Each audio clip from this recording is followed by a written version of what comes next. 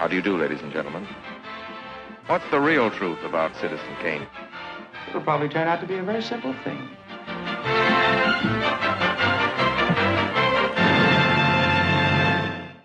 Hey everybody, hope you're doing well. I'm Parker. I'm Max. And welcome back to another episode of Better Than Citizen Kane, the highly subjective show where we look at a movie and ask that titular question. Because when every movie ever made is a reasonable contender for the title of greatest film of all time, you have to wonder, better than Citizen Kane? So pack your bags, grab your coffin, and get ready to use your stop motion powers. This week we're setting sail for Transylvania in search of Count Orlok's place in film history as we discuss F.W. Murnau's Nosferatu from 1922. Over 100 years old. Mm-hmm. Isn't that lovely? Marvelous stuff. I will say that I said my name today in the tone of the Smash Brothers announcer because Parker and I were doing a bit about that. When obviously before the recording, we were doing a bit about that. You didn't miss anything. And obviously it would have been more appropriate to do like a creepy, ghoulish, like, I'm Max, because this is our Halloween episode. But Max, nobody talks like this. Nobody talks like that in this movie. Why would you do that? You're right. I should have mouthed I'm Max, and then we could have edited in an intertitle that says I'm Max. I think we could have done it. Solely for those who watch us on YouTube. Right. Despite this being a sonic medium. Indeed. But yes, this is our Halloween episode. Happy Halloween. Happy Halloween, everybody. Oh. James Taylor's back? Why did we both say that in the same voice? James back on the pod. I don't think he's a Halloween guy. No? That's so funny. Fantasia was this year, wasn't it? Yes, it was. Wow. Yeah. It's Nosferatu week, everybody. Mm-hmm. Well, it's going to be Nosferatu week again this December. Robert Eggers' remake of this film coming out soon. But that's not why we brought this episode together. That's not why we brought this movie to the show, right? Mm-hmm. Parker, if I remember correctly, we had Psycho in this slot. I think we did. And then I think I convinced you to pick Nosferatu. Mm-hmm. Even though it was your slot. I was like, Parker, please, because we didn't have I don't think we had a silent film yet this year. I don't think we did. And I think it's just kind of, let's put a silent film in there. And also, this is a movie that you love, right? I do. You really enjoy this movie. Mm-hmm. Yeah. So obviously it's not necessarily exactly your choice, but it's also not exactly my choice either. Sure. But how about we still treat it like it's your choice and you talk about why this movie should be brought into conversation with Kane? See, everybody, this is Max's ultimate tactic. He wants to be able to pick the movies, but he wants me to do the work, is what it actually is. No, that doesn't sound like me. No, not at all. Of course not. I sound like this. That's true. You do sound like that. I've never heard you sound any differently. So what was your question for me? Why do you think we should talk about this in conversation with Kane? Why bring this to the show? Because this is also one of cinema's firsts in a lot of ways. This is cinema's first real bout with a vampire movie. There's like a 7.5 hour silent serial epic called La Vampire, which is more about socialites, as I understand it, and might have some basic supernatural elements. I mean, socialites, those are the real vampires. Those are real vampires. But a lot of what we know about vampires in pop culture kind of stems from this movie. This is the first piece of vampire lore with sunlight disintegrating vampires. Really? The book Dracula suggests that Dracula isn't fond of sunlight, but he can stand it. And this is the first instance of, I'm awake, the sun came up, disintegrate. Wow. So that's where this piece of vampire lore comes also from. The first movie in film history where the villain gets the zoomies, wouldn't you say? I think thinking back over film history, I think you might be right. I think it's the first. Yeah, the text for villain zoomies. Villain zoomies. Mm. Thank you for humoring me. You can continue to be serious now. But yeah, I thought it would be interesting to bring in conversation with Kane because so much of what we talk about with Kane is, even though it isn't the first, everybody treats it like it's the first. Everybody treats it like it is the first movie to ever use a camera angle to tell a story. And it's the first one to do it very consistently and very well. And in the modern sense. Totally. You know, it feels modern. very much so. And this is kind of one of cinema's earliest horror movies. And Yeah, also cinema's kind of earliest vampire movie. And so I was like, well, this would be interesting to compare as just kind of another first. Also, I always enjoy when we get the chance to look at something that predates Kane. I know we did that last week with absolutely. Frankenstein, but it's just so much of history that we look at is post Kane. And it's just Yeah, always interesting to me. Okay, Gabe, if we are using Kane as the benchmark of, greatest film of all time, cinema has changed. Like, well, what did cinema look like before that? And who were the pioneers before Orson right. Welles came? Well, and the people who say, Kane is this moment of change. If we want to know what makes Kane so great and talk about it as, a potential the greatest movie of all time, it's important that we also look at what people are saying it moved the medium on from, right? Totally. Like, and that's what, yeah, I agree. Basically, is that I think that films that predated are really interesting. And also, I just love doing silent films on this show. I think it's Yeah, great. it's a lot of fun. I think they don't get their due from a lot of people. Obviously, that's not entirely true when you look at like, obviously, a lot of film scholars, I'm sure, are very, but like, generally speaking, people aren't revisiting silent films as much as they would revisit, say, Frankenstein or a Universal Totally. classic. I think that I just really relish the opportunity to bring a silent film to the show and just talk about it because that is a large chunk of film history. It's the earliest form of film, Totally. and it's worth talking about. I So agree. I'm I happy to see also, Nosferatu here. yeah, I fully agree. It's very nice to have it here and to check it out. I also get the sneaking suspicion that you're trying to make up for past sins of watching some silent movies in school on times two speed. Huh? Uh-huh. Uh-huh. Yeah. No, No, that's of not course me. not. That's not what No, I sound like. Yes, I did, Parker. You called me out. I did. If it's your first time listening, or if you've been following every episode of the show and you already hate me, it's a joke. um, yeah, I when I went to film school, I fell asleep. I did a big old honk shoe Mm-hmm. during the in-person screenings of some silent films because, in fairness, it was 3 p.m. Yep. 3 p.m. class, 3 to 5. And I was commuting very early in the morning, and that would be like right after I ate lunch, and then I would just be in a dark auditorium, and there would be no, there would be like just nice Just the orchestral hiss of a music, projector. and I would just be like, Yeah. and I'm Understandable. not proud of that. So yes, you're right, Parker. I am trying to make up for Right. my I just like my to put you on past blast. That's sins. all. Thank you. I always love it when you put me on blast. Uh, Um, what was your history with this film, Max? I saw this for the first time at your house, Woo! and I thought that was like a year ago, 2 years ago. It was 3 years It was ago. 3 years ago. 2021. Mm-hmm. I watched this at your house, and I had a blast with it at the time. I remember being like, wow.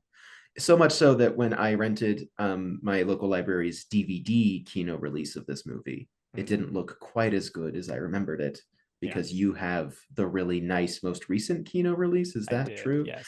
Mm-hmm. Yeah, I missed it. But Yeah, still it great. looks Still crisp. looked good. So this was my second time watching Nosferatu. But I will say that Nosferatu, the character, I know that this is not something that we share. I was introduced to him through SpongeBob. I think most people Um, were. well, of course, I'm not trying to say I'm special, No, Parker. I'm saying you're in good company is all. No, Parker's like, yeah, I think Yeah. all of you Oh were, wow. not me. I Cool. watched it at age 10 in my room. Yeah. Big stack of library DVDs. Mm-hmm. Anyway, I don't know why I do that to you. I don't know why But you you do just that put me either. on blast. So, don't The hand it out if you can't child take the Parker hate. on blast for liking movies. Yeah, fuck that kid. Sorry. That. Anyway, yeah, Nosferatu shows up in the hash slinging slasher episode of SpongeBob SquarePants, and Mhm. it's a rather famous little joke from the show, and that's how a lot of kids were introduced to it. Yep. And I thought it was worth mentioning because later, when we talk about historical and technical relevance, I'm sure he's been done on The Simpsons, but he opens up a whole new book of Yeah. been done on SpongeBob, which Yep. is a Busts rare open treat. another animated staple. Yes. Yeah. Another yellow guy. Another yellow guy. What is it with these yellow guys? They've got their finger on the pulse. These yellow guys. So what's your history with the film, Parker? Was I correct in assuming that you watched this in your room at age 10? A little bit older. I think I was Right, probably 12. like 13 or 14. Oh wow. And I found this movie. I think the first time I ever like was introduced to the concept. I'd seen the shadow on the wall image somewhere. Like I remember Sure. that very early on, and I don't know where I would have seen it, but I remember that, and I remember it scaring me. And then when I was doing my deep dive on all of the Universal monster movies, like we were talking about last time, there is a full-length documentary that came with a lot of them called Universal Horror, which is narrated by Kenneth Branagh, and is really good. It looks at the history of Universal horror movies, but also just generally the history of cinematic horror in kind of the beginning of the century. And they talked about it in context of Todd Browning's Dracula with Bela Lugosi. Sure. They're like, this is how they do the scene here. It kind of calls back to this earlier version of the scene from, Murnau's Nosferatu, and it showed the scene of Hutter cutting his finger and Nosferatu kind of coming over and taking it from him. And so I think that was the first time I'd like seen anything really from it or heard it talked about. Then sometime around that same, I don't know, it was probably the same year, Walmart used to do this thing where they would sell, they would find as many, I don't know if it was Walmart themselves who did this or like some, third-party distributor or whatever. They were sold at Walmart.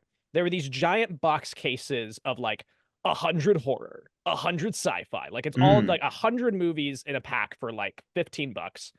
And they were all like public domain films. That's how they got away with it. Is just all these movies that have fallen out of copyright. That's how I watched House on Haunted Hill for the first time, was in that pack. Last Man on Earth was in there, a lot of Vincent Price stuff, and Nosferatu was in there. And I got it because I saw Nosferatu was in there. That was like one of like the 3 titles on the cover that they're like, hey, this is like a movie you want to watch. So you bought it? I did. I bought it. That's great. So I bought this pack of 100 movies. I did not end up watching all 100 of them. Didn't happen. Sounds like you have a task to complete, Barker. I think so. So yeah, I watched it that way, which was very interesting. It had some, piped in music. I couldn't even tell you. It was probably some classical piece that wasn't assigned to the film itself, but not a great transfer, but that was my first experience watching the movie. It was, again, sitting in my room in the dark watching this. And just some of the imagery really was effective for me. Like it was, I wouldn't say that I was scared of the movie, but there were certain, like I was scared of looking at him at 14 years old. There were certain shots of like the shot of him standing at the end of the hallway and like shuffling towards the door kind of freaked me out as a kid watching it alone in my room. Him at the bed of Ellen when she's, right at towards the end of the movie, where he's just in that lower left corner, just his head. That freaks me out every time. And it's a like, scary image. It's a really scary image, and like it's so like dark, like he's barely lit. Like it's kind of it feels the equivalent of like if you sat up in bed and like squinted and you could see something in the darkness. I mean, it feels, in a lot of ways, it feels like the most modern horror image in the movie to me. Totally. Like it's still effective in that way. Like that's still something that is scary to people today. Yeah. Very much so. I agree. So yeah, like that image especially, there were just a few that kind of got to me. Even just when, sorry, I don't want this to be, let's talk about scary images in the movie, but when she looks out the window and she's like, this is what I see every night. And he looks out the window and it's not, he's in a window on the building across, down again in kind of that lower left corner, just really far away. You can just make his head out because he's, white. Yeah. But like, I love that. I think that's really scary too. Like this, like we're not zoomed in on him. It's just, he's there. And I think, and like that feels similar to the hallway shuffle of like him being at a distance or him being obscured or him being like, you're not quite sure what you're looking at. Totally. I think is really great and still works. And obviously so much of this movie still works, but I think that as far as like for a modern taste, I feel like those are still effective images. Very much so. And like that's the thing that's interesting to me about this movie is that like it does a really interesting job of utilizing early film techniques, and some of them are silly, right? Like you mentioned, like the stop motion, shuffle it's so and I love the stop motion powers of like just shots of doors slowly opening and then he comes out and it's like the chunky like boom boom boom, it's like each hit. It's like I don't know if that makes it more magical for me. But I'm like, that's fun. Yeah, I it's love just that. it's kind of got some charming antiquity to it. Yeah, Same it thing with does. like when they're riding through on the carriage and they reverse the image, they invert it. So it's the negative image rather than like the fully processed image. So it's like Yes. just white where it should be black and all of that. Like that's fun. But the reason I bring this up is like talking again about like affecting imagery in the film. I still think like I remember being so impacted by it when I first watched it, and still every time like it gets a little cheer out of me. I love the lid flying off his coffin and him just rising up flat. Like Absolutely. it's a real It's like even that's today like that like I think about it from like my filmmaking brain and I'm like that would be hard to pull off. Like yeah. that would be hard to do. Well, they didn't have to pull it off. The coffin lid just shot off. Oh He sure. just he just He did just did that. that. Max Shrek could do that. Yeah. And he was like, I think we could use this production value. And they were like, I'm so glad we hired you, Shrek. Yep. Hey, there's an entire movie about that, which Just I an still need to entire watch. Yeah, Shrek. Shrek. All right. That's Yeah. my one Shrek joke for the episode. We'll see about that. You made it sound like you're gonna make me do that. Yeah. I'm willing to say that's it for me. And then you said we'll see about that. Okay. I have doubts in your abilities of self-restraint is all. I got a lot of them out over text with you. That's true. Yeah, I agree. I think that shot is, I mean, it's iconic for a reason. That's like one of the Totally. big ones, you know. Yeah. Like my dad came down about 30 minutes in, 40 minutes in, and I was like, yeah, this is a great shot where he comes out of the coffin on the boat. My dad was like, yeah. Yeah, I know.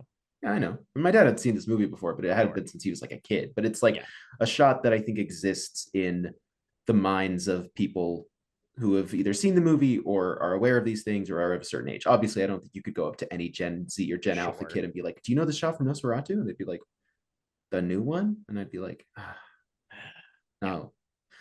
But No, yeah, I anyway, agree. there you go. Yeah, so that's my history of the film. Anything to add before we jump on over into some research? I mean, I love that they speed up his carriage, that his carriage moves really fast. Yeah. And that he moves really fast sometimes to put all the coffins together. I know I kind of made fun of it, of calling it zoomies, but it's like, it's fun. It's fun. They're playing with the speed of everything, you know? Totally. It's great. Yeah. All right. So research. This is directed by F.W. Murnau, Friedrich Wilhelm Murnau. He was born in 1888. Not a whole lot is known about his early life. We know that he fought in World War I. I believe he was a pilot. And he lost some friends during the war, and that kind of influenced a lot his kind of like macabre art. You have read a book about this. You read a book about World War I and how it impacted European early horror films, right? Well, it's called Wasteland. It's really good, and it's basically like it focuses a lot on this early era, but then it also makes the extension in the argument. Like the thesis of the book is like modern horror owes all of its roots to World War I. Like everything about our imagery of horror in film can be traced back to this horrible level of slaughter that the world had not seen before through the use of like machination in warfare. Yeah.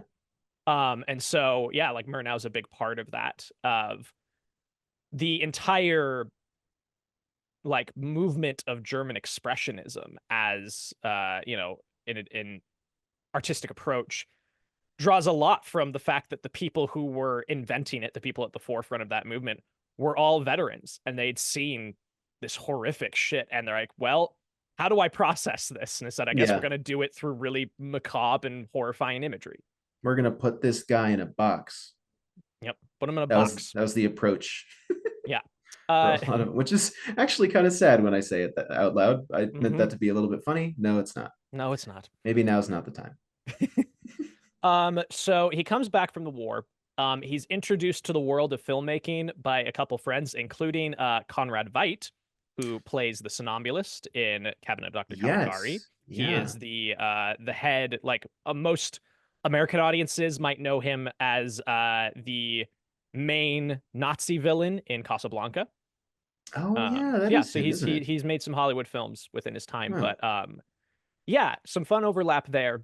Between 1919 and 1920, Murnau directed 7 Lost films. Like he just turned them out with, and it was this whole group of people. A lot of these starred Veidt. They used the same cast, the same crew. Like it was kind of a, a company of players almost. Yeah.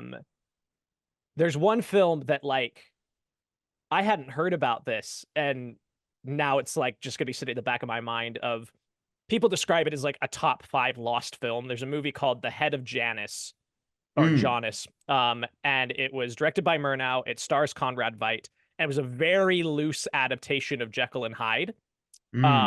We have some stills and some promotional art. The promotional art looks really interesting and cool. And it must have meant a lot because years later, like for years and years, basically to the end of his life, whenever Veidt would write letters to Murnau, he would sign them Dr. Jekyll. Wow. So this must have been a very important piece of work for the two of them, and we don't have it. And it, I mean, that's kills also me. very interesting. I mean, yes, that is devastating. Sure. It's also very interesting to me because I didn't know this until I was like just doing like haphazard research the other night. And Murnau, we know now, was gay. Is that I believe correct? so, yeah. Yeah. And I find that interesting, like the Jekyll and Hyde kind of thing, especially at that time. I don't know. Yeah, it is interesting for sure. I don't want to read into that, but yeah, but no, it's a point to pull up for sure. Another reason people really want to find this film is it's the film debut of Bela Lugosi. In that same movie. Janus is. Okay. Janus is, yeah. I was like, yeah, no, Janus. Janus is the film debut of Bela Lugosi, and so wow, that's like, yeah, huge piece of film history that just is. That's gone. a bummer. It sucks. I like Conrad Veidt. I like Caligari. We should put Caligari on the really show good. I like point. Caligari. Veidt is great. Yeah. I like him in just about anything I've seen him in. I really need to see The Hands of Orlok. I've heard that's really good. So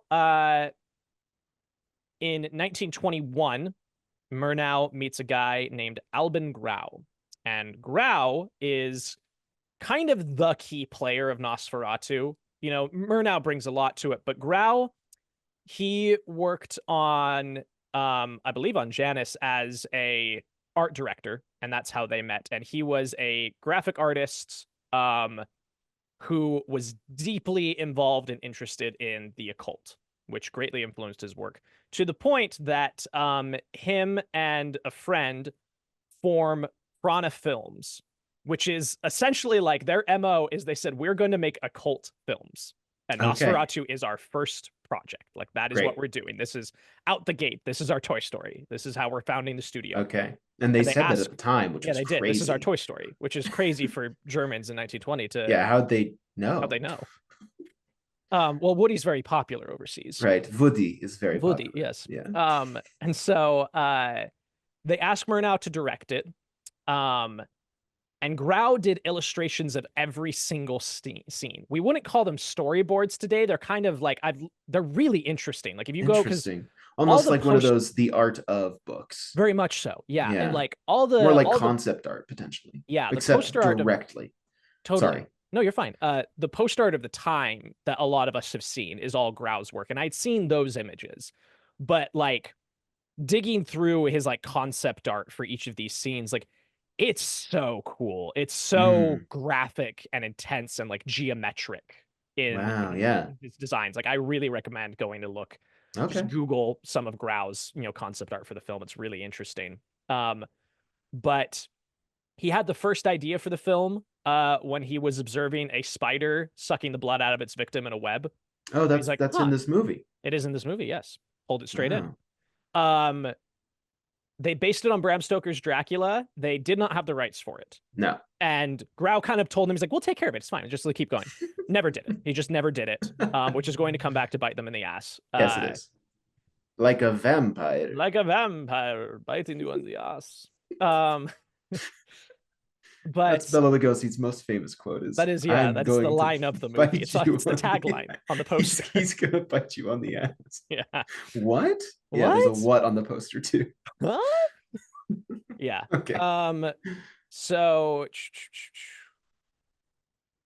yeah, so there's a lot of occult imagery in the film. Symbology, like that sheet that Nock gets, like the letter from Orlok, is the contract. Yeah, like his little webdings of Yeah. stuff. I mean, It's just a bunch of occult symbols. Yeah, it's like this implying that Orlok's vampirism is the result of messing with dark forces, right? Yep. Like that's Yep. kind of where it comes from. Totally.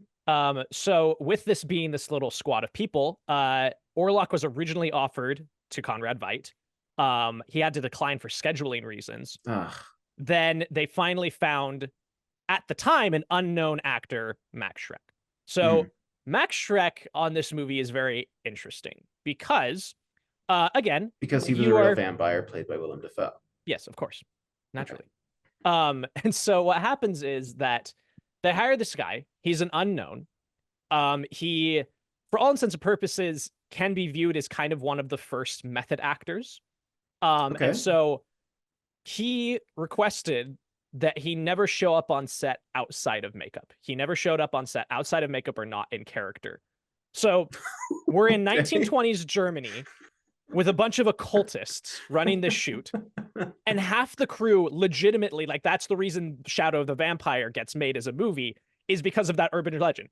Half of the crew was convinced this guy was an actual vampire. They're like, he looks like that? I've never seen him not look like that. He's like, he won't break character. I think that Grau and Murnau found an actual vampire and made a movie about him. See, and that's where I'm like, Shadow of the Vampire sounds so fun, but from what I've heard, it's not as fun as I want it to be. Right. And I'm like, that's because it is so funny to imagine a guy showing up to set, and I just picture him doing like they just go, "Hey, where's our actor? Is he on set?" And they go, "Yeah, he's right over there." Mm-hmm. And they look where it had just been darkness before. And the scariest man you've ever seen just shuffles out of the dark. Yeah, you might be like, this guy's a real vampire. This guy's a real vampire. That's crazy. Yeah, it's nuts. Wow. So this was filmed pretty much entirely on location, all throughout Germany, partially in Murnau's hometown.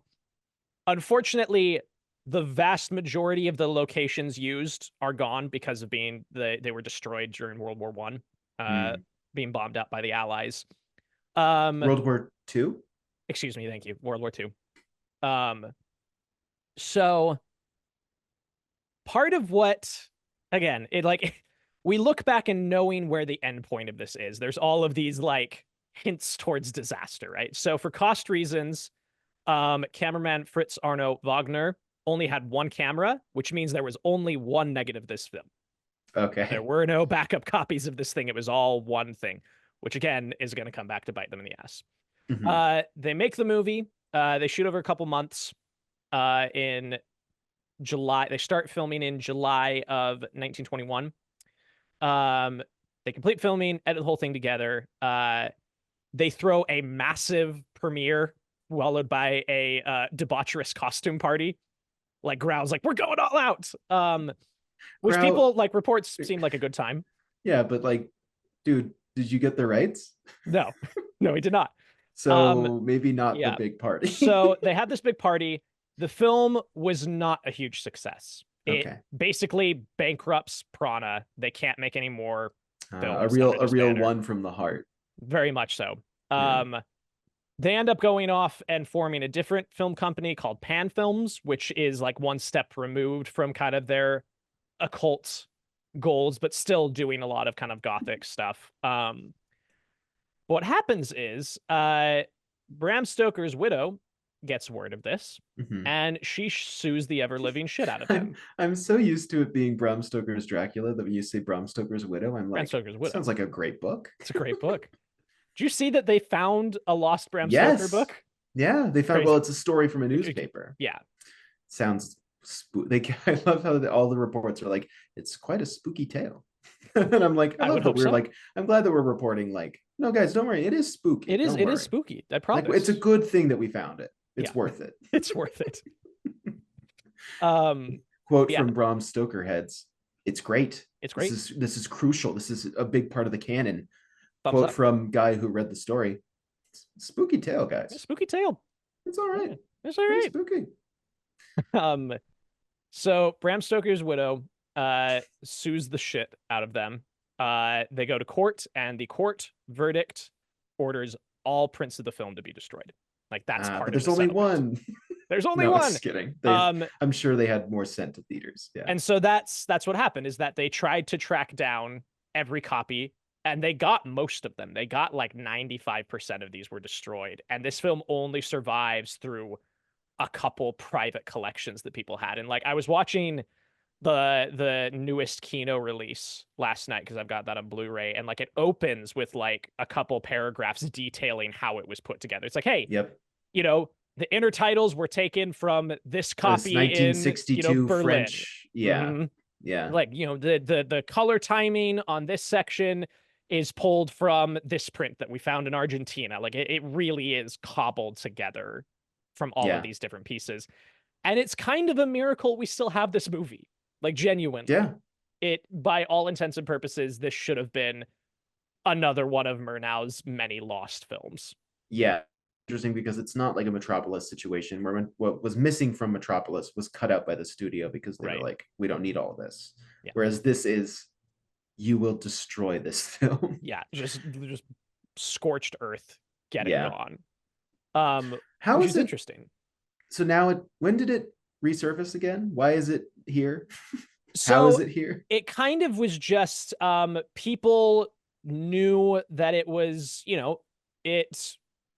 it had been, people had seen it. Like that's the thing, is like that's what they talked about in this Universal horror documentary, is that it's like, yeah, a ton of Hollywood directors at the time are being inspired by the German Expressionist movement, like this and Caligari. Like they would have seen these movies, and its influence shows up all over the place.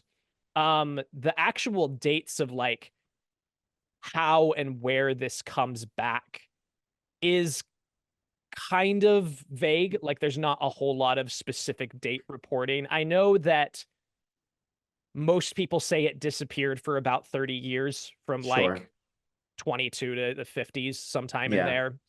And then from there, you start getting some preservation efforts going on that try to put it back together. But an exact timeline of everything is unclear. But I do know that it was enough in the public consciousness by the 90s that it starts getting kind of a resurface of everything. Yeah, well, I mean, the Herzog version is in 79, right? 78, 79, something like that, late 70s. Yeah, so it's like, it's around enough for people to know at that point. Right. I thought this was such a strange little. I want to know, did they do more of these? But in 1995, the Vatican included Nosferatu on a list of 45 important films people should watch. Parker, why aren't we using that as our metric every week? I don't know. What's the Vatican's number one? Wow, that's fascinating. So it's in 1995 on the Century of Cinematography, 100 years after the Lumiere brothers displayed their first film to an audience. The Vatican compiled a list of some important films. Right, published it in their magazine Pope Fiction. Naturally, yes. And it was broken into 3 categories: religion, values, and art, with no order of importance placed on the films. So, all right, so art is probably where all the, the occult and sinners movies go. I'm gonna rapid fire these because this is fascinating. Okay, so religion, this is worth talking about. Andrei Rublev, Babette's Feast, Ben-Hur, 1959. Flowers of St. Francis, Francesco, The Gospel According to St. Matthew, Viet Passion de Christ, A Man of All Seasons, The Mission, Monsieur Vincent, Nazarin, Ordette, The Passion of Jonah Arc, the 20s one. Sure. The Sacrifice and Therese. Then Values is Au revoir les enfants, Bicycle Thieves, The Burmese Harp, Chariots of Fire, 1981. Decalogue, Derus Uzala, Gandhi, 1982. Intolerance, It's a Wonderful Life, woo-woo. On the Waterfront, Rome Open City, Schindler's List, which looks to be the most contemporary listing. I mean, The Mission is late 80s, right? Yeah. The Mission. So it's like, I mean, it feels 86. like with The Mission and with Schindler's List, they were probably like, we gotta put movies on a list, guys. Yeah, come on, it's time. Schindler's List, The Seventh Seal, Tree of Wooden Clogs, Wild Strawberries. And then Fascinating. art. This is a very interesting one. Okay. 2001: A Space Odyssey. Okay. 8.5. Citizen Okay. Kane. Yep. Fantasia. Grand Oh, Illusion. really? Okay. Fantasia. Let's go. All right. La Strada. The Lavender Hill Mob. The Leopard. Little Women, the 30s version. Okay. Metropolis. Modern Times. Napoleon. Nosferatu. Stagecoach. The Wizard of Oz. Fascinating. It's wild. Who chose that's so interesting to me. Yeah. And they never did that list again, I presume. I know, because this was for the 100 years of movies. So maybe they'll do the 200 years of movies. I think we missed it. No. No, we did not. We did not. That What would am I be talking 2095, Max. Yeah, well, I think we missed it. I think we missed it. Yeah. Wow. This was put together by the Vatican's Pontifical Council of Social Communications. The council was careful not to regard the films on the list as the, quote, best or most important, saying, quote, not all that deserve mention are included. The list was distributed as part of an information packet on film appreciation sent to bishops' conferences in mid-October 1995. Damn, that's awesome. All right. Cool. I mean, okay, hold on. Catholic Church. Yeah. Boo. Boo. But also that's pretty rad. That's very interesting. And I think that every religious organization in the world should prepare their list of movies. I think so. Immediately. Absolutely. Yeah. I Parker, need to know. Dominant religion in our state. Yeah. Religion. Saturday's Warrior. Right. Joseph Smith starring Vincent Price. Yes. No, Brigham Young. Brigham Young. Starring Joseph Smith Vincent Price as Joseph Smith. Yes. Are there any other? No. It's not. We'll talk about this privately. We'll talk about it later. But yeah, so that's to give, like, the closest thing we have is that, like, beginning in 1981, the film had various different official restorations. But I think there'd been some kind of underground stuff going on before that. But yeah, the timeline of all of this is muddy, unfortunately. Sure. But yeah, so that's kind of the overview of the research I've gathered. Wonderful. Do we want to hop into summary? Sure. I do want to talk about quickly. There are readings of this film that take it as potentially anti-Semitic. Particularly just considering the kind of the political movements and social movements in Germany at the time on the rise, and the design of Orlok. So obviously it could be considered that Knock in this movie is a Jewish real estate manager, and he falls under the spell of the vampire. Well, he's introduced, like, his title card introduces him as, like, not much was known about him other than he paid well. Like, his intro is money. Right. Yeah. And sure. then, they changed the book so that the plague is spread by rats, which again just kind of feeds into kind of some really anti-Semitic notions at the time and that sort of thing. I just wanted to give voice to that, but also voice to the fact that some people push back on this and say that Murnau, he had, it's kind of, I don't know, he had Jewish friends is the argument. He worked with Jewish actors, and some people say, well, as a gay man at the time, he would have probably been, knowledgeable on, being oppressed by a society and something. And I go, yeah, sure. Yeah. So anyway, I just wanted to give voice to both sides of that. This does kind of feed into, anti-Semitic caricatures as horror devices when designing a monster. So I just wanted to put that out there. Sure. But yeah, overall, I think you can also look at this as just they made a spooky guy. Yeah. But yeah, just wanted to voice that as well. Totally. Cool. Summary? Yes. Okay. So there's a framing device, and I've written here a book about the events. That's the framing device. And I wrote in parentheses, very Dracula by Bram Stoker. You don't think? No, surely not. But perhaps, maybe, Murnau was inspired by... No, it's too ridiculous. It's a bit of a stretch, Max. Yeah, I know. This has nothing to do with Dracula. No, it doesn't. It's everything to do with Bram Stoker's widow, not Bram Stoker's Dracula. Yeah, duh. It's set in the fictional German town of Weisburg. Hutter, who is, I told my dad, is like the Harker character. It's just like, I don't know, that's who he is. But he's sent to Transylvania by his employer, estate agent Ernok, to visit a new client, Count Orlok, who is planning on buying a house across from Hutter's residence. And this kind of just cracks me up as a framing of like setting events into motion. I know what it is, but it's like very funny to be like, that big old building, we're going to sell him that house. Like, go and sell this guy the house across from his street. Yeah. And I'm like, I don't know. I wouldn't send the guy who lives across the street to sell a house to a scary guy. Like, the minute he knows he the sees neighborhood. That, yeah, but the minute he knows he knows the curb appeal. I don't think they have a single conversation about the neighborhood, Parker. You don't know. Well, oh. While embarking on this journey, Hutter stops at an inn in which the locals are frightened by the mere mention of Orlok's name.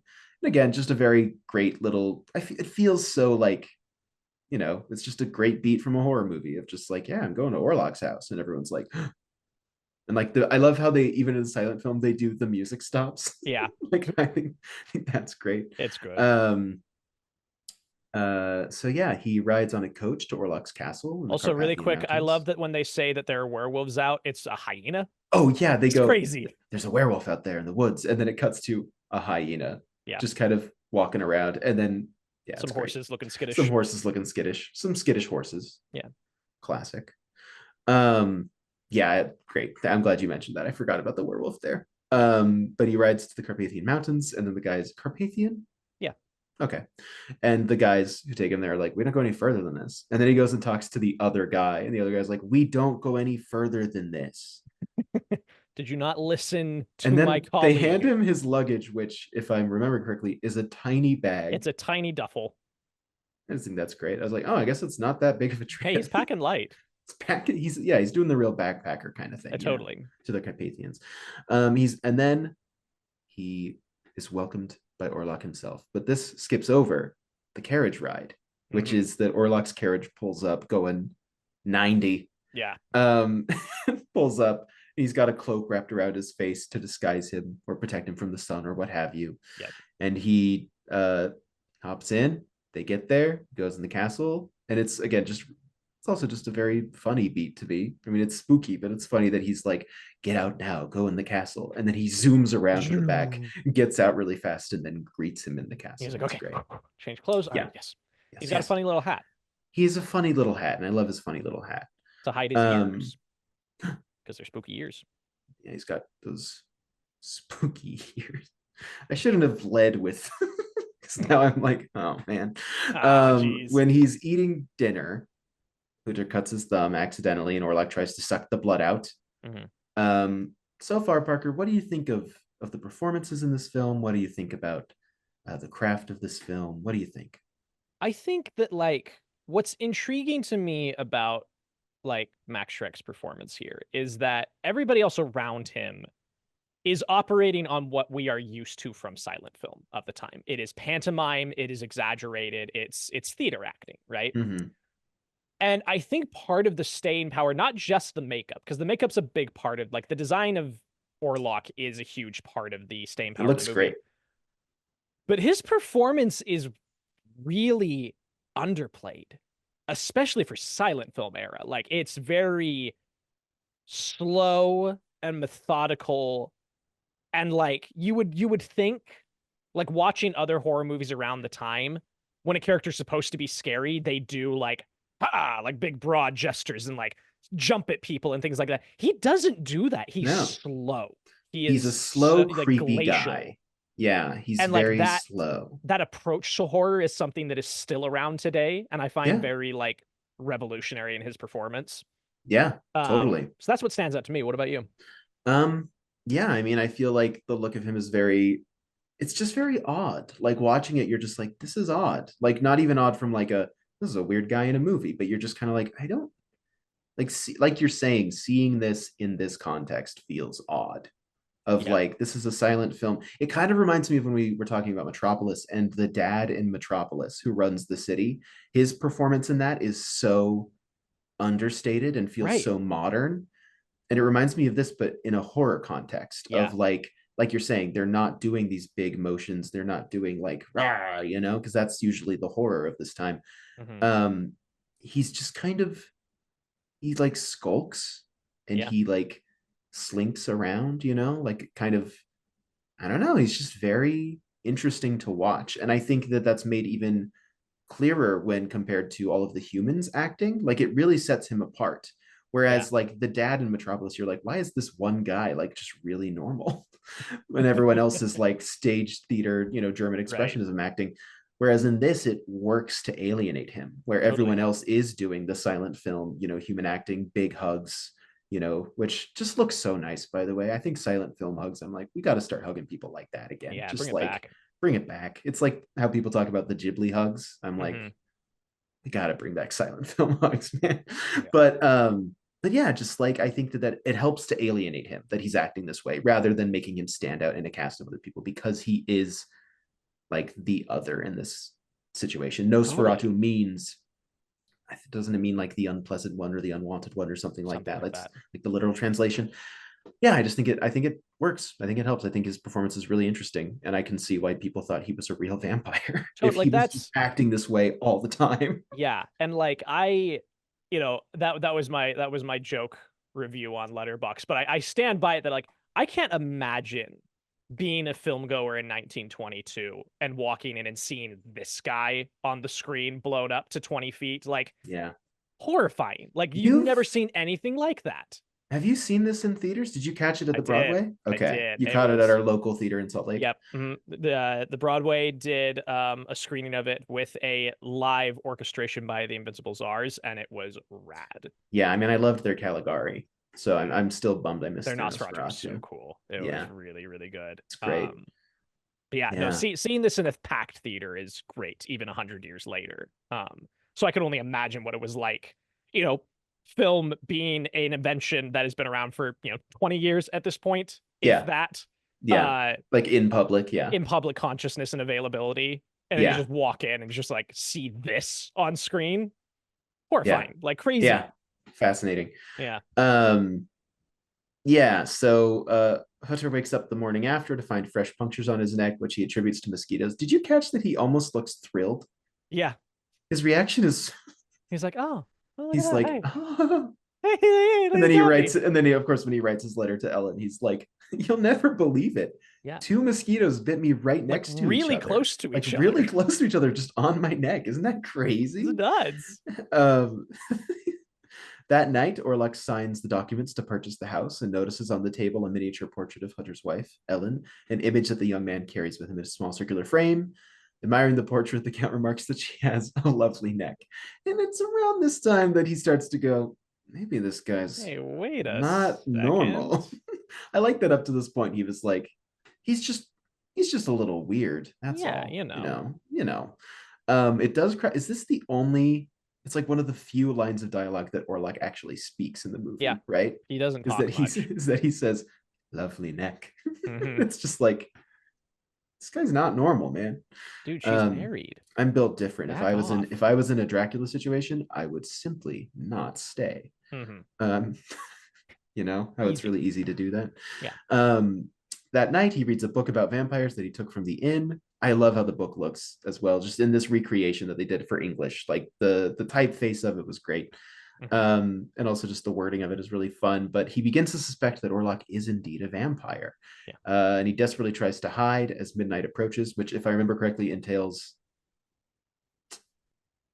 I actually don't remember at all. What does he try to do to hide, Parker? Does he try to go under the sheets, or He what he does he do? like he searches for the window and the window's too high. Oh And then he yes, he goes into the bed. He literally just like pulls the covers over his head like yes. a Okay, that's child. what I was remembering. Yeah, and then the door opens by itself. I Hmm. wonder if that's one of the earliest examples of that. Well, he goes to the door. He opens the door. He looks out right at the end of the hallway. Yeah. Orlok's down at the end of the hallway, which scared you. Yep.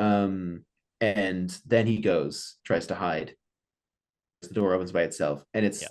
the famous, maybe Right. the most famous shot from this movie. Would you say? Probably. Of I mean, Bennion it's rising the from the SpongeBob coffin? shot.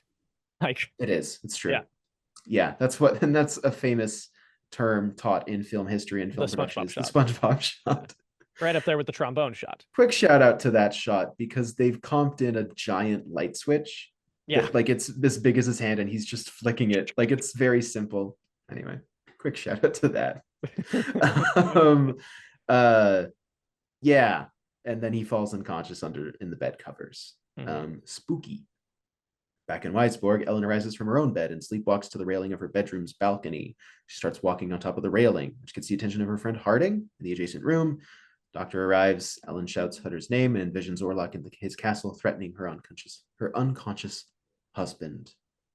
What do you think of the other cast of characters in this movie? What do you think of the actress who plays Ellen, the Hardings?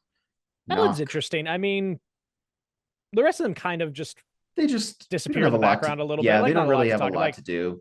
You know, like what's interesting is Knock is doing what I would anticipate a horror villain of the time, of just like very He conniving, is. very scary. It's you know? honestly, it's very Dr. Caligari. It's very Right. like that guy. Yeah, you know? yeah. Yeah. Mhm. Yeah, I agree. Yeah, so then Hutter explores the castle. He retreats. He finds Orlok in his coffin, and he's like, ah! Because that would be frightening if That you would be opened a frightening. coffin and your host was just sleeping in there. Yeah. During the day. So he goes and he retreats back to his room. And Orlok later, I've written here, gets the zoomies because it's funny because it's nighttime. Yeah. It's like a cat. Is it funnier if I explain it? Yeah. Or like it's the zoomies and piles up coffins on a coach and climbs into the last one before the coach departs. And Hutter watches this with terror. And the lid like stop motioning on top of him, and then it pulls away. It's great. It's good. I like it. I love the stop motion powers. They're great. How do you do magic in film otherwise? You know, I think we should bring it back. Honestly, I think so. all magic in movies should just be stop motion animation. Anyway, so Hunter tries to climb out the window to rush home. Does the old bed sheet tying, and he falls. It's his head, right? Bonk. Okay, bonk. Coffins are taken aboard a schooner. It's written here. Schooner, where the sailors discover rats in the coffins. Spooky. They open a coffin and a bunch of rats start coming out. Yuck. Is it before this or after this? Ellen gets the letter from Hutter, and like her sister-in-law brings it to her. She was out on the beach, and there's a bunch of headstones on the beach. It's fantastic. Like I love just the askewed headstones on the beach. Yeah, really I'm glad you mentioned that because that shot is fantastic. Yeah. If there are any other shots that I'm skipping over here, I think you've got the major ones I'm hitting. Yeah, I love the captain's facial hair. He's got crazy facial hair. He looks like the Wolfman. It looks like the Wolfman is steering the ship out. Yeah, they go down because one of the sailors has become ill, and they basically just like point at him and then like pull the sheets over him and like go back to sleep. And then later, after they've discovered the rats, a sailor sees an apparition of Orlok at first. Yeah, he just like appears. He appears a little bit, and then the lid blows off. And then Orlok rises up. Do you remember how they'd achieved that? How did they get him to stand up? Essentially, everything I could find was that there's a false bottom to the set, and it's literally just a pole. Like he's on a plank of wood, and there's a pole attached to the bottom, and there's just a crew member just pushing him up. That's great. I don't know how they got the lid off. I imagine they had a string or something, but yeah, it's great. Yeah, it's very cool. All of the crewmen die. I love like this might be my favorite intertitle in the movie. Oh, an intertitle. Okay, no, please go ahead, please. No, well, I was going to say this scene. There's the shot of him when he comes up onto the deck, and there's this really low angle shot. The low angle's really and good. he like is like floating. Yeah, and you see how like you really get a good look at his like claw fingers, which are so creepy. Yeah, and he just kind of creeps along. Unfortunately, it does remind me a little bit of the what's the Jamiroquai song of it's the Family Guy parody. Shit, what is it? But it's like where he's slowly moving towards the camera. Yeah, you know what I'm talking about? Yeah, I know exactly. Kind of has that energy. Sorry. Anyway, I don't need to be a meme guy. But you were gonna say your favorite. Yeah, so my favorite intertitle is that like there's that low angle shot, and we cut to the captain's face of him like lashing himself to the helm because he's like everybody's gone crazy. Like I need to hear the ship, and he looks off camera and he sees Orlok. We don't see Orlok. We just see his reaction, and it fades out and it cuts to intertitle, and the intertitle just says, "The ship of death has a new captain." Yes, which is I love that intertitle. In my version, the intertitle is the Death Ship, all one word. Interesting. Which I'm like, that's the Death Ship. Yeah, yeah. I think it precedes yours by about 10 years. Sure. But yeah, that's a It's great intertitle. I love love it. It it. has a new captain. It's We should really bring back good. intertitles just so we can do shit like that in movies. Right. You know? Big fan. Big fan. Yeah, so as the boat approaches Weisberg, Nock, who has been taken to prison, an asylum. Is it an asylum? I think it's an asylum. Yeah, he falls into the power of Orlok and loses his mind. And he eventually escapes, but he's just kind of like, the master approaches, you know. Throughout all of this, we have this weird intercutting to a classroom observing carnivorous plants and spiders. Yes, I've written here, a local professor gives a lecture on carnivorous plants / a little microbe that eats / kills. Yeah, and we just keep cutting back to that in the middle of all of this. And it doesn't come into it at all, but it's clearly like a metaphor. It's like it's exploring the metaphor, but it's just it's interesting because like the assumption is that this guy is supposed to be the Van Helsing stand-in, but he never comes into the story proper. He's just giving a lecture. Yeah, all right, sure. Wow, what if we made a Van Helsing movie, but about that Van Helsing, where he's just a professor on carnivorous plants? Sure, I'd watch it. Yeah, like a Dead Poet Society style. Yeah, It's real theory of everything. Yeah. Hooter comes to in the hospital and rushes home. He just wakes up and he's like, I gotta go. And they're like, you have a fever. He's like, I gotta go. He leaves. Orlok carries one of his coffins and moves into the house that he purchased. And it is my favorite sequence in the movie. And it's just silly. Look both ways. Like, it's not. I guess maybe it was scary at the time. Sure. Watching him move around, but it looks really difficult. Yeah. To maneuver with this giant coffin, and he's like looking both ways, being conscious. Yeah. And safe. Walking around. He gets to the house, and there is just something really funny about arriving at the door of your new home with a coffin and being like, fresh start. I'm moving in. Like Slade. Yeah.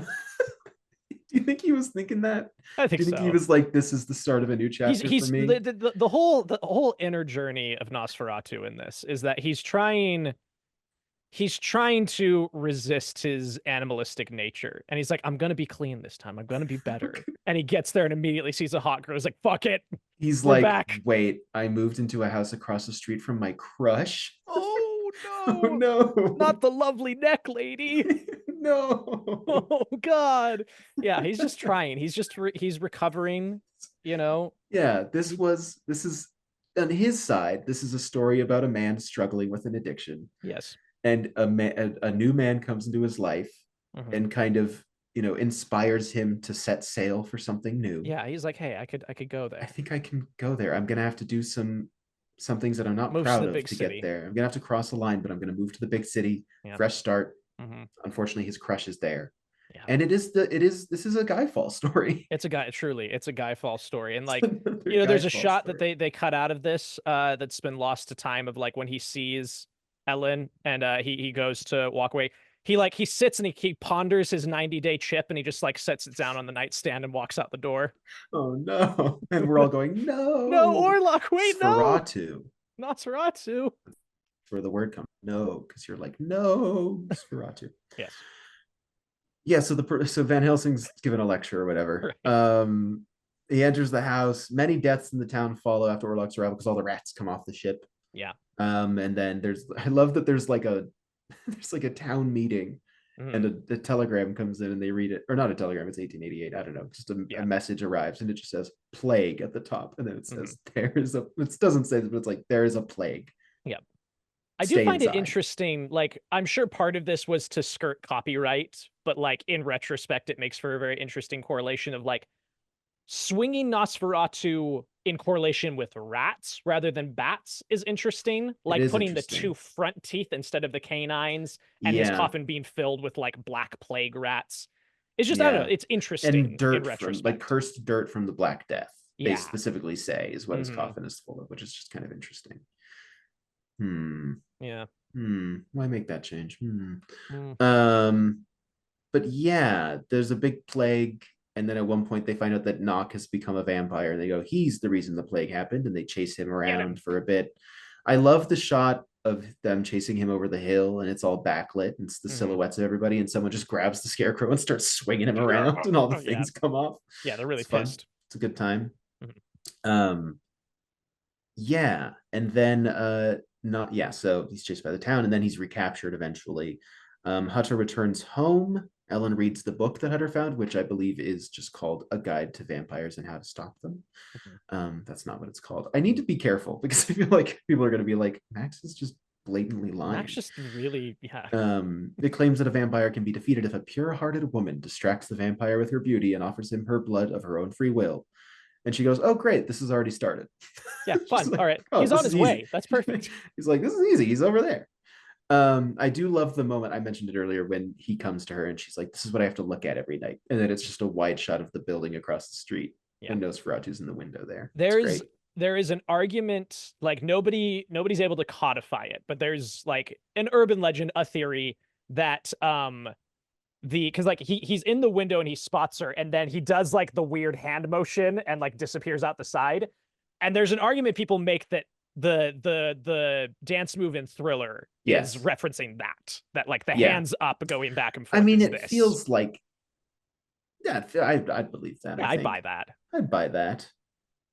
I think Michael Jackson was a film guy, if I remember correctly. Like he wanted to be in Star Wars. Yeah. Worked with Francis Ford Coppola on that Epcot movie. Made Captain EO. He wanted to be Spider-Man. Film guy. Film guy.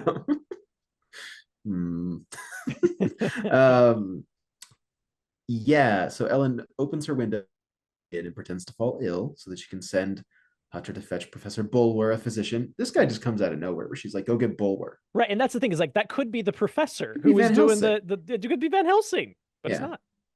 Not, different guy. Different guy. After he leaves, Orlok enters and drinks her blood. Spooky shot.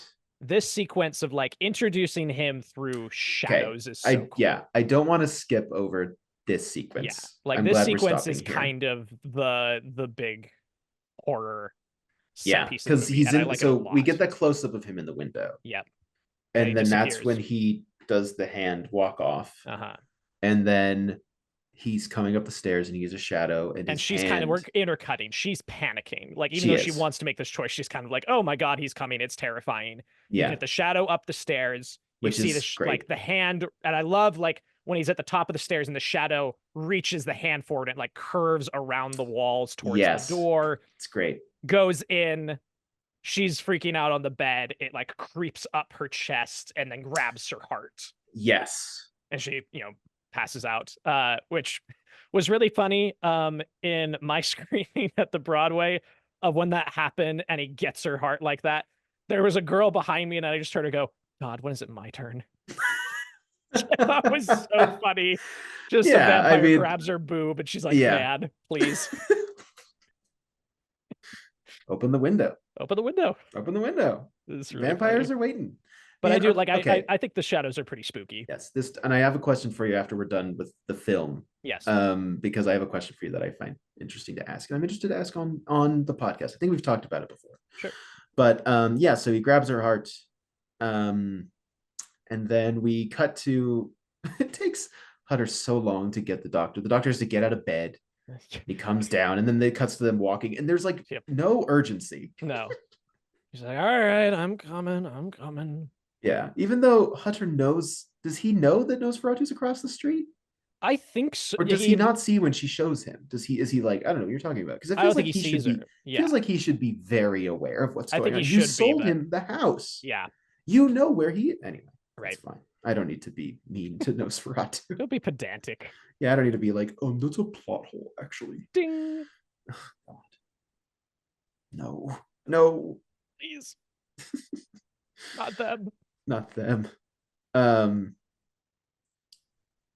Forgive me, Father, for I have cinema sinned. Okay, now we're done. And then Orlok's just, as I said, watching the movie, I was like, oh man, he got lost in the sauce and it's daytime now. Yep. He just got carried away. Yep. It's a real problem. You ever had a meal so good that like you're like, oh shit, they're closing the restaurant? Yeah. Except when they close the restaurant, you die. You die. Because he looks outside. I love how okay, we didn't talk about the tinting at all here. Mhm. The tinting that has been applied, I think, is good.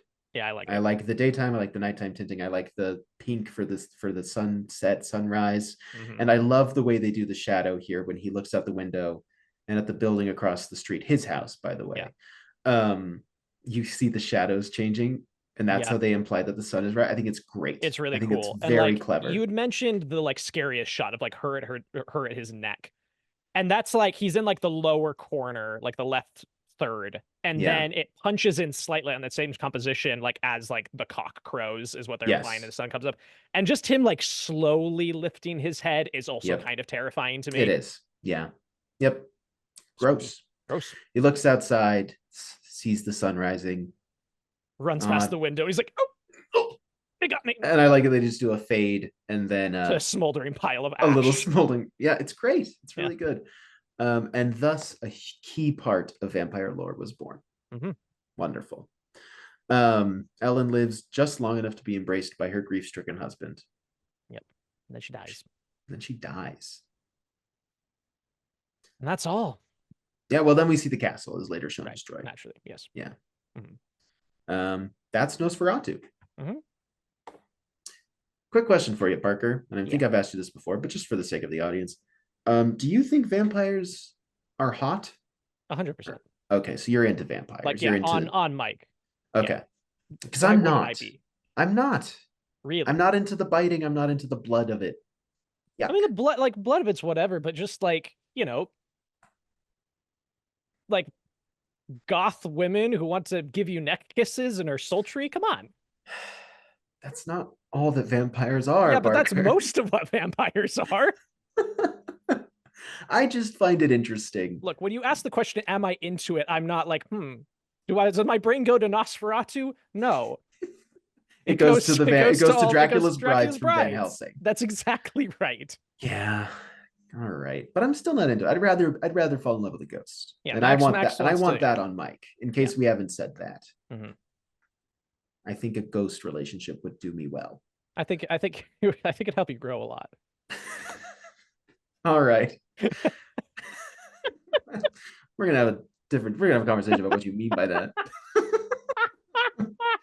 What growing do I need to do? What would a ghost teach me? Parker, I think that the last thing you need in your life is a vampire girl. I think that you need someone who... I need a giver. You need a giver. Is there an opposite vampire who like bites you and gives you blood? And gives you life. It's a good question. See, now that I'd be into. Yeah. Someone bites you and you feel better. You just feel better. You're like, oh God. Better. I'm pumped up. Thank you for biting me. Yeah, wow, thanks. Thanks.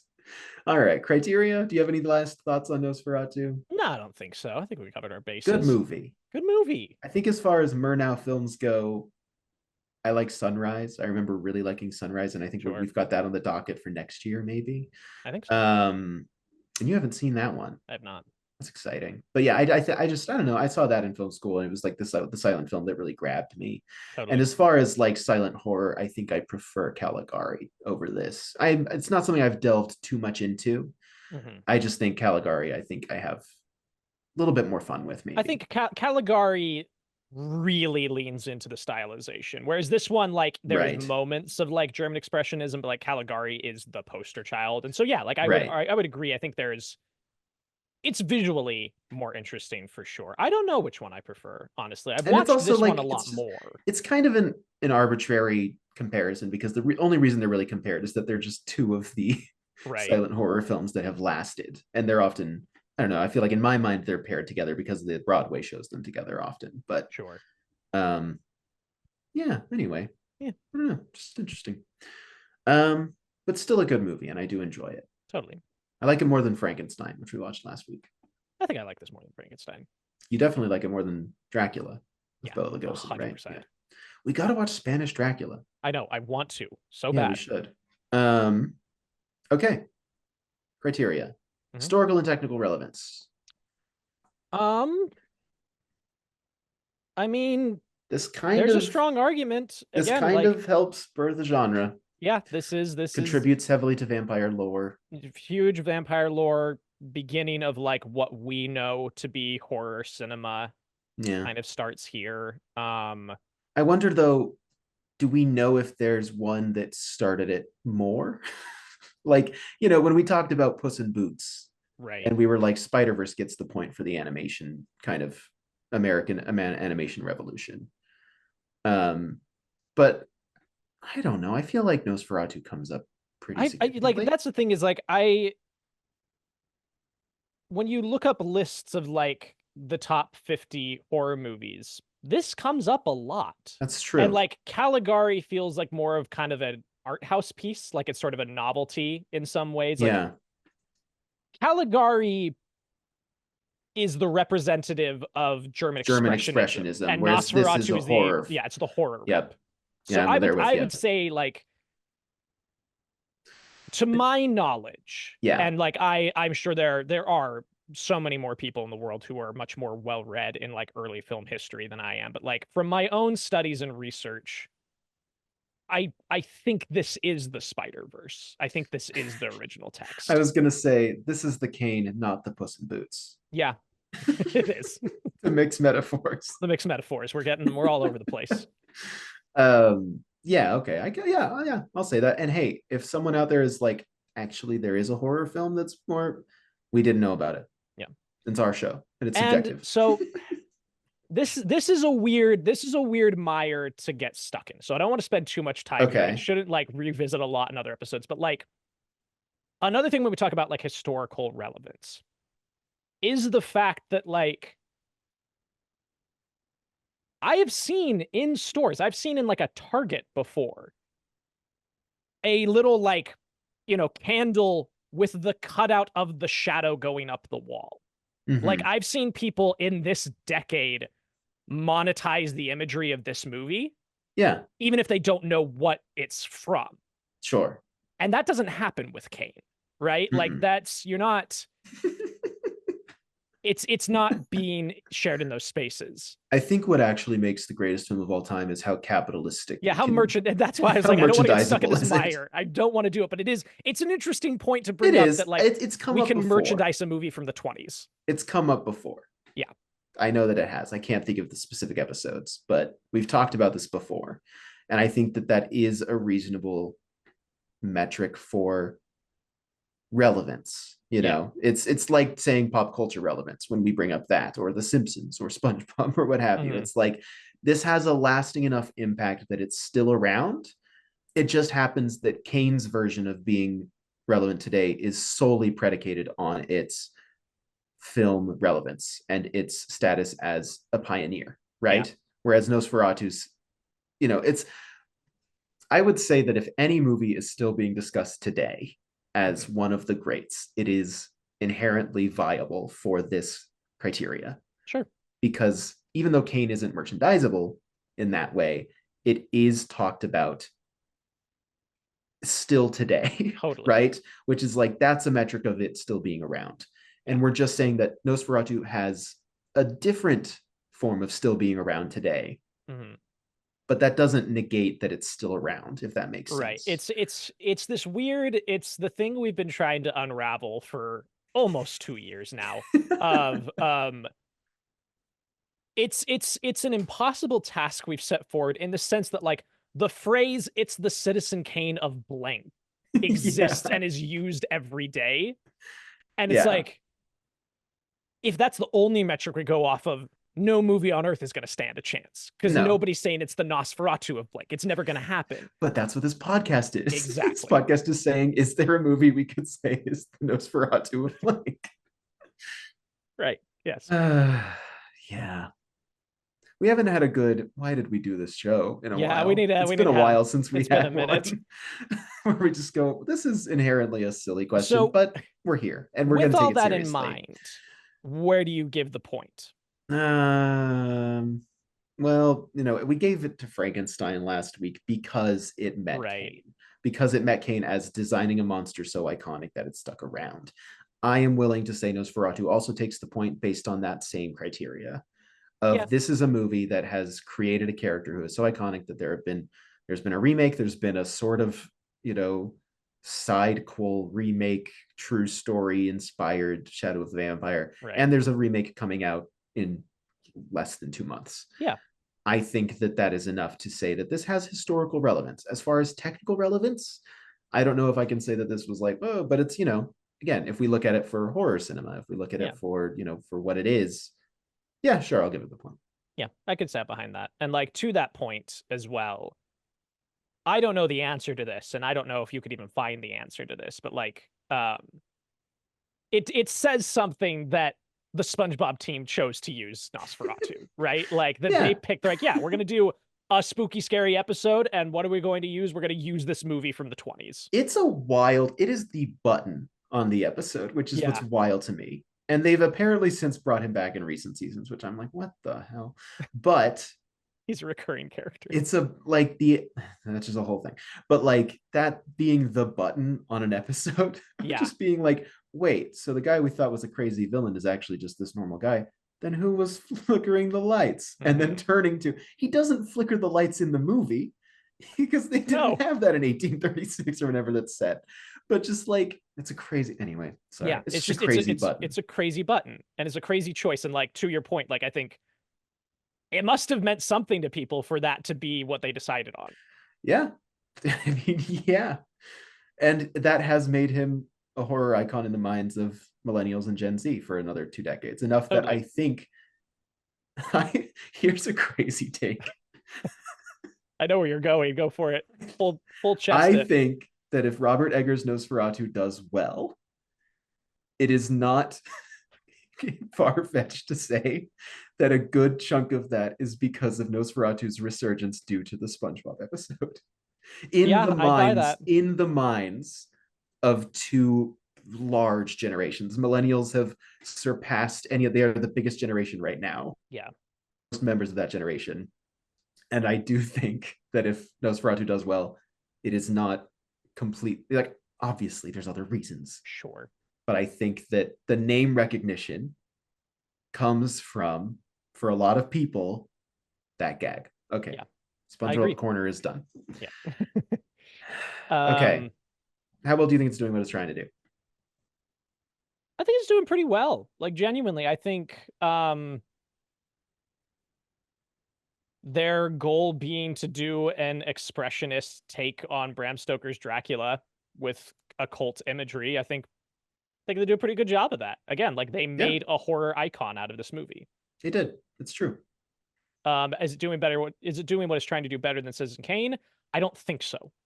Or at least not with not with hindsight. Right, if which the goal we is talked to be about with scary, Frankenstein last week, right? Of Frankenstein's scares were effective for the time, and there's some stuff in it that still work today. But overall, if we're looking at what makes Citizen Kane so great, is that it still functions as well as it did then now, right? Because it's made that well, and it has a modern sensibility. And so if we're looking at like the greatest film of all time is timeless and can be watched at any time, Nosferatu does lose some of its scare factor by nature of being over 100 years old. I hope that doesn't sound unfair. No, but it's like we have to take that into account. Into a Count Orlok. Yeah, into a Count Orlok. So yeah, I would say the point goes to Kane. I would agree. Even though I do really like this movie. How well are you connecting with it? I like it. Again, it's not a fave. I like it when I watch it, but it's not something that I'm like, I gotta put that on. I think maybe if I had the Kino Blu-ray, the most up-to-date version, I think I would be more interested in putting it on. Sure. But I watched it once at your house 3 years ago, and I watched it again for this podcast. Other than that, I'm not sure when I would have really watched it again. Because I don't connect with it that much, but I do enjoy it. I do think it's a spooky little movie. Sure. But it's not my go-to. So I think I would still say Kane gets the point for me. It's fair. This feels very similar. I feel like I'm having deja vu. This feels very similar to Frankenstein. Yeah. Yeah, doing these two back to back is an interesting choice for sure. Yeah, I get that. I like, for example, since starting Letterboxd in 2020, I've watched this movie 4 times. Yeah, 3 out of the 4 years. Yeah, 3 out of the 4 years. I didn't watch it last year. It Right. didn't make it in my Halloween rotation, but Did you every find year yourself since. missing it Yeah, I did last year? actually. Yeah. Yeah, like Rio and I talked about it constantly because like she Yeah. came to that movie night, and she's like that was formative for me. She's like that was huge to like watch that movie. And so she really likes him. We talked about it last year. So yeah, I did find myself missing it last year, which is why I was excited to revisit it this year again. I was like, oh yeah. So like Yeah. I do think for me, I would probably give the point to Nosferatu because again, we've talked about this. It's got the seasonal advantage. It does. But Yeah. genuinely still, like I really enjoy showing this movie to people because people are always pleasantly surprised by it. And that's what I was just thinking is like, I think if I had people to show this to, Yeah. you know, if someone were to be like, oh, let's watch something I've never seen, but I'm like, well, have you ever seen Nosferatu 1922? Like, yeah. Yeah, I showed this to my best friend great, in high school, and I've shown it to a lot of people in my it's life. a great movie to show people. Yeah. And I think that I look forward to hypothetically showing it to people. It's a good time. But it's not something that I'm like, I gotta rewatch that right now. I get that. Whereas I have a lot of movies on my shelf that at least every day I go, oh, I should put that on tonight. And then I go, I'm not gonna do that, but I should.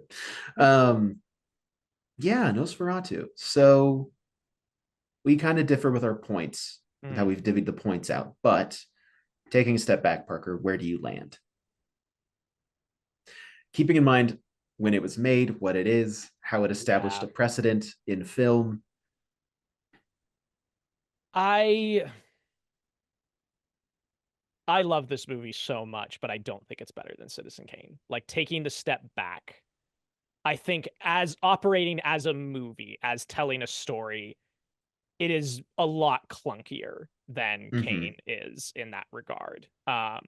It's got some great imagery. It's got some iconography that I'm obsessed with, that I think about a lot, and that has had huge staying power. But as a movie, yeah, I think Kane is a better movie. Yeah. What are you saying? I'm inclined to agree. Okay. But you should say it. Nosferatu is not better than Citizen Kane. Whoa. Should we add a little sound effect when we do that? You said this last time, and I'm tired of you trying to. Yeah, I'm tired of you trying to make more effort for me in post-production. I'll pull something up on like a soundboard app on my phone and just play it into the mic. Okay, next time. Yeah, because literally, you had 2 clips. I can't remember what they were, but you had some sounds you wanted to make. We had this conversation. Oh yeah. Yeah, I'm sorry. Wow, deja vu. I just really just was like, that whole ending felt so Frankenstein. Yep. Great. Parker, it's the end of spooky season. It's the end of spooky season. Can you hardly believe it? Yeah, put it to rest. Pour Another year of watching spooky movies. But I don't think we'll be sad for long, because we are quickly entering, I would say, a crucial stage of movie watching for you and I. Very much so. In that, and we'll probably talk about this a little bit next week, but we might forget. So why not talk now? Parker and I feel like a big part of our friendship came about from sitting in a room together at our film school. We would sit in an office together. And at one point we talked about the merit of what are November movies? Yep. What are like Thanksgiving season movies? What are like pre-Christmas movies? This transitionary period between, you know, horror and Christmas. Right. And as two guys who are like, Nightmare Before Christmas is fine. Yeah. We don't spring for that one. No. Instead, we spring for, what are those autumnal movies? And last year, I think we tackled it with When Harry Met Sally, which is a go-to for us. A very good November, you know, Christmas, New Year's movie. Every year. Feels like it fits really well into November. But next week, we're watching, maybe I would argue, the most successful of November Thanksgiving movies. A favorite of yours, a favorite of mine, a favorite of many people. What is it, Parker? It is Wes Anderson's 2009 film, Fantastic Mr. Fox. Fantastic Mr. Fox. I'm so excited. I'm so excited. Really looking forward to it. We've also talked about how some years have different feelings around different holidays where we go, this is a Halloween year, this is a Christmas year. I've been feeling like this is a November and Christmas year. There's a November year. This is a November year for me. Okay. I go, this is like, Halloween's been great. This whole month has been fun, but I'm like, I'm really ready for it to be cold outside, to wear a bunch of sweaters and to just have a nice November. I find myself missing that a lot now that I've moved south. Like Yeah. I'm craving some crisp fall vibes for sure. Well, I hope you get some. Thank you.